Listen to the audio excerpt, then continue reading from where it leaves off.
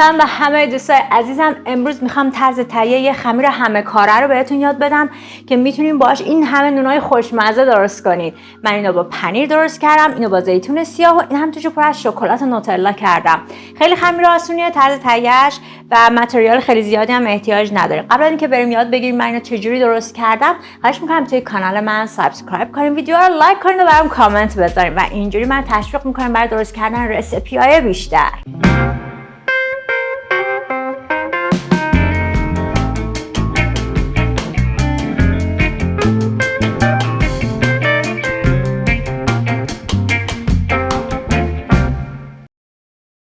خوشمزه خیلی آسون درست میشه و با این متریالی که دارم بهتون میدم، با این سایزایی که دارم بهتون میدم، حدودا 2 تا سینی پر میتونید از این نونای خوش طعم تهیه کنید و به نظرم خیلی نونای پرکتیکالیه، مخصوصا برای کسایی که بچه دارن و میخوان یه صبحانه مقوی و در این حال خوشمزه به بچه‌ها بدن.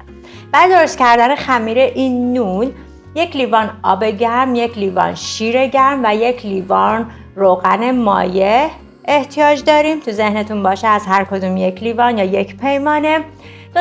2 تا سفیده تخم مرغ داریم که من زرده‌هاش رو نگه می‌دارم برای رومال کردنش. برای داخل این خمیر 2.5 قاشق چایخوری نمک، 2 قاشق غذاخوری شکر و 1 بسته 10 گرمی پودر خمیر مایع دارم و حدوداً 5 تا پیمونه یا 5 تا لیوان. پیمونه من الان این لیوان هست. اینا دقیقاً معادل 1 پیمونه استانداردی که هستش که همه جا هست. حدوداً 5 تا پیمانه یا 5 تا لیوان هم آرد مصرف میشه. باید اونقدر آرد مصرف کنیم که یه خمیر خیلی نرم و اینکه به دست نچسبه بهمون بده، نه خیلی سفت باشه نه خیلی شل. برای همین میزان دقیقش رو بهتون میگم بین 5 تا 5.5 ماکسیموم پیمانه آرد مصرف میشه. من امروز میخوام با 3 تا تامین نونا رو درست کنم. پنیری که این استیکای پنیر موزارلا هستش، با نوتلا میخوام درست کنم و اینم پوره زیتون سیاه هستش که داخل این نونا خیلی خوشمزه میشه. اگر که به صورت مارکتی اینو ندارین خودتون میتونین زیتون سیاه رو آسیاب کنین له بشه و همچین پوره‌ای بهتون بده. خب حالا بریم برای درست کردن خمیرش.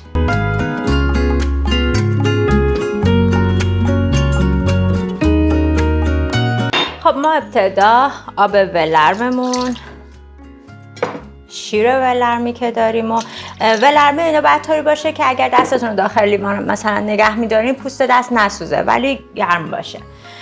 2 تا قاشق غذاخوری شکر، 2.5 قاشق چایخوری نمک و 1 پیمانه یا 1 بسته خمیر خشک، خمیر مایع خشک اضافه میکنم بهش. اینا رو خوب با هم مخلوط میکنم.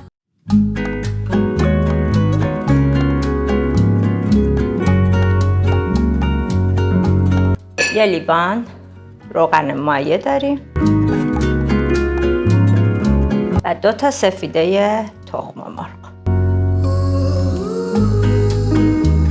بعد از اینکه اینا خوب با هم مخلوط شد حالا باید آردمون رو کم کم اضافه کنیم. آردتون رو حتما علک کنین قبل از اینکه داخل این مایع شیر و آب و بقیه متریالی که گفتم میریزید. اینجوری بافت نوناتون فلافی تر، پرتر و پوکتر و بهتر میشه.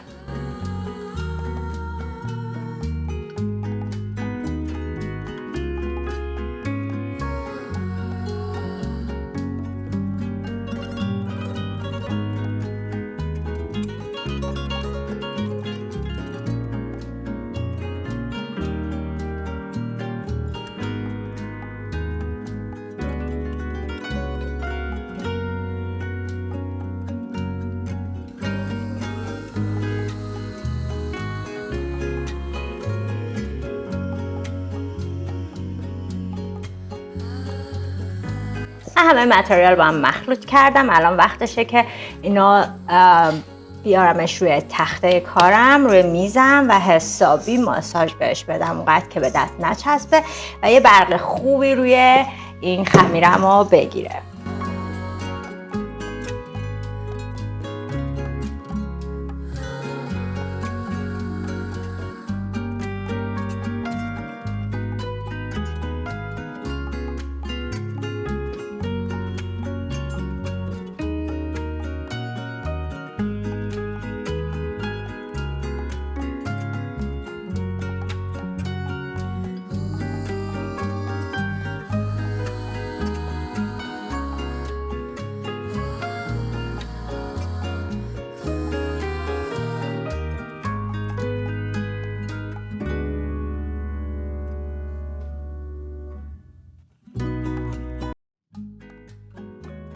این خمیرمون حسابی ورس خورد. میخوام که بهتون میزان شلی خمیر رو نشونتون بدم. خمیر اصلا به دست نمیچسبه به خاطر اون یه لیوان روغنی که توش هست استیکیه. حدوداً 5 تا لیوان یا 5 تا پیمونه آرد برده. ببینیم با اینکه به دست نمیچسبه ولی میزان شلی خمیر به این صورته که وقتی من نگهش میدارم حالت رانینگ داره ولی کن به دست نمیچسبه، نه خیلی نرمه نه خیلی سفت، کاملا انعطاف پذیره و شکل پذیره. خمیر باید به این صورت باشه و اونقدر که باید ورز بخوره که اگه نگاه کنی خمیر کاملا یه سطح شاینی و براق خوبی پیدا کرد. توی این مرحله حدودا 15 دقیقه تا 20 دقیقه به خمیرتون استراحت بدین تا حجمش 2 برابر بشه. من فرمو گرم میکنم همیشه روی درجه 50 تا 70 درجه سانتیگراد، یکم گرمش میکنم. بعد خمیرم داخل خاموش میکنم خمیر داخل اون فضای گرم فر که تاریکم هست قرار میدم و اینجوری اون پروسه در واقع تخمیر این سریعتر انجام میشه و سریعتر به اون حجمی که میخوام میرسه. خب بعد 15 دقیقه 20 دقیقه برمیگردیم و این نونای خوشمزه‌مون رو درست میکنیم.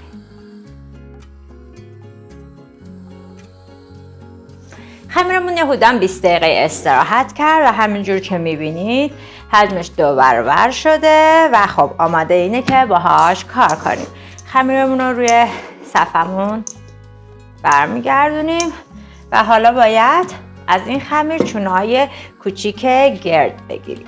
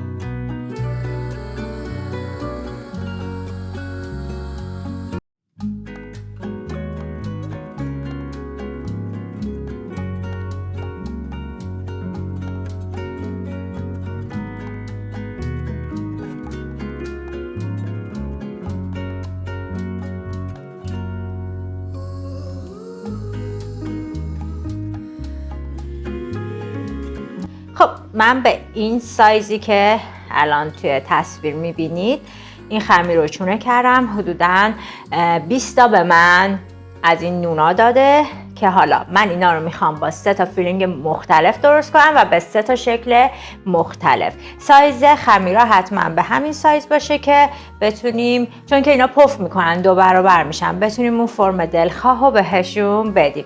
این که من اینا رو همه ریختم توی این ظرف و روی هم دیگه ایس اوکی، اصلا نگران نباشید، اینا به هم نمیچسبه به خاطر اینکه یه خمیر تقریبا چربی هستش و همینجوری چونه بگیرین روش دستمال بکشین که خشک نشه و بتونیم راحت باشون کار کنیم. این خمیر اصلا به سطح کارتون نمیچسبه. برای انجامش ما اولین فیلینگی که داریم این در واقع زیتون هست، زیتون سیاه که حالت پوره درش آوردیم. البته این مارکتیه، من اینو آماده خریدم و خیلی راحت شما میتونید از زیتون بدون هسته توی آسیا بریزین له بشه و ازش استفاده کنید. خمیر رو به همین صورت راحت میتونید با دستتون بازش کنید و از این زیتون رو سطح نون بمالید.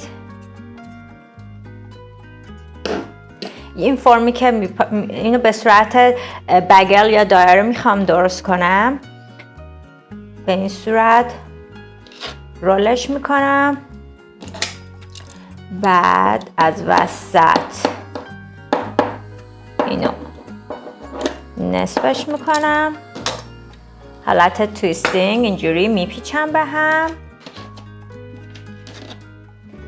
و دو طرفشو به هم محکم میکنم به این صورت. این وقتی استراحت میکنم و بعد از اینکه میپزه بزرگ میشه. برای این زیتونام من به این صورت خمیرمو میپیچم.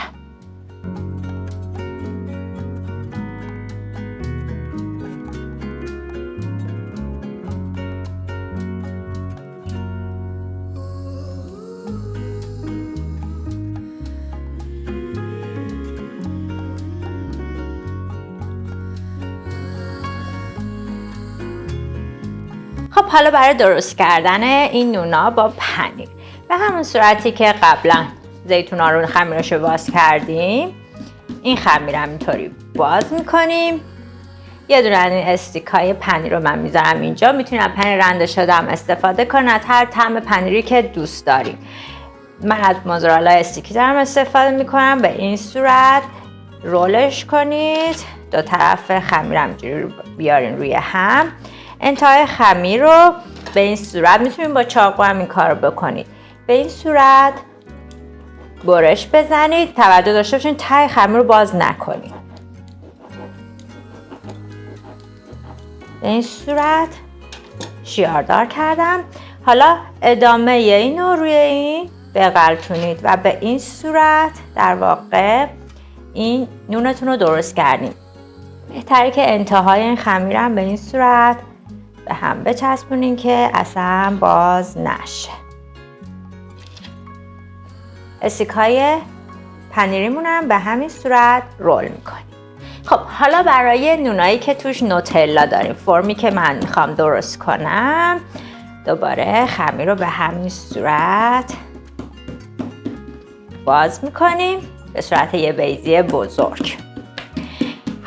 خب حالا با چنگال من یه قسمت لبه اینو به این صورت شیار میندازم و به فاصله های حالا بودن 1 سانتی 2 سانتی شیارا رو برش میزنم و باز میکنم. حالا این لبه این شیارا رو که باز کردم به این صورت به هم دیگه میچسبونم.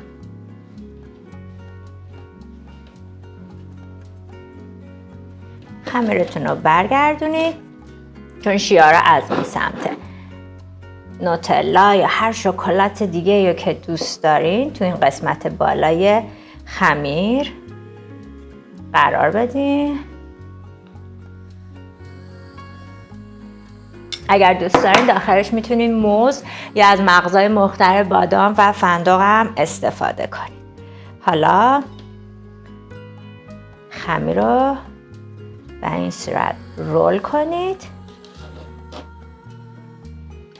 و دو طرف خمیر رو به سمت پایین بیارین. این گلبرگای حالت گلبرگای گل میشه که روی این خمیر قرار میگیره. یه حالت نعلی شکل رو درست کنید، بالاش مثل گلبرگ میشه و پایینش هم حالت نعلی شکل که حالا من بعدا اینا رو با کنجد و دونه هایی که دارم تزیین میکنم. این هم فرمی هستش که برای فیلینگ این نونای شکلاتیم استفاده میکنم. من مابقی این خمیرایی که دارم به همین صورت با این 3 تا فیلینگ پر میکنم و در نهایت بهتون میگم برای تزیینش باید چیکار کنیم.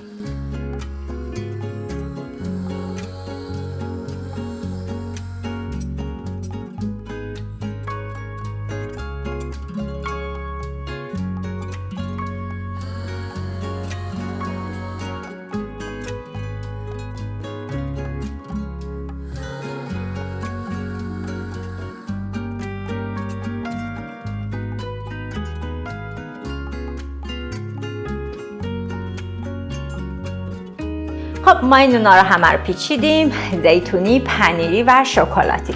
حالا اون 2 تا زرد تخم مرغی که داشتیم رو میزنیم و روی اینا رومال میکنیم.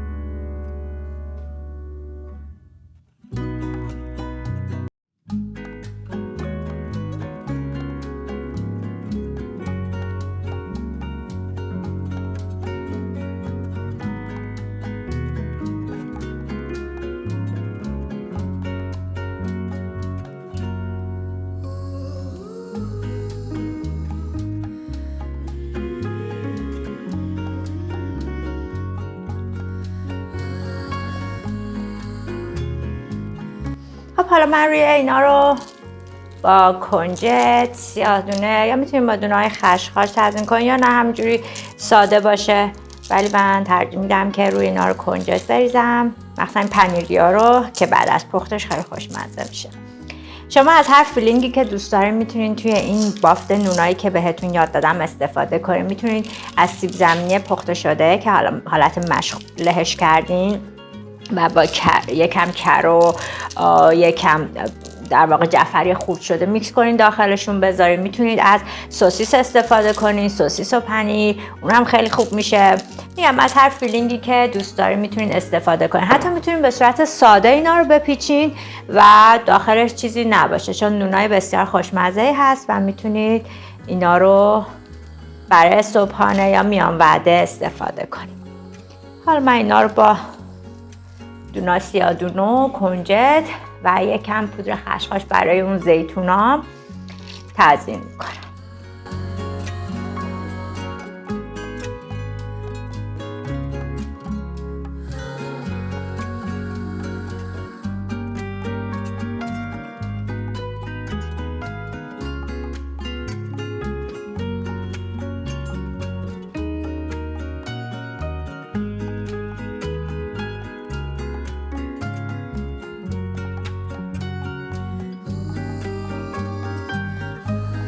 فرتون از قبل گرم کنین، رو دمای 180 تا 200 درجه سانتیگراد قرار بدین و این نونا رو داخل فر به مدت 20 دقیقه بپزین. وقتی داخل فر میذارین حجمش 2 برابر میشه و روشون طلایی میشه و اون موقع آماده است. خب من اینا رو میپزم و برمیگردم و سرو کردنشون رو با هم میبینیم.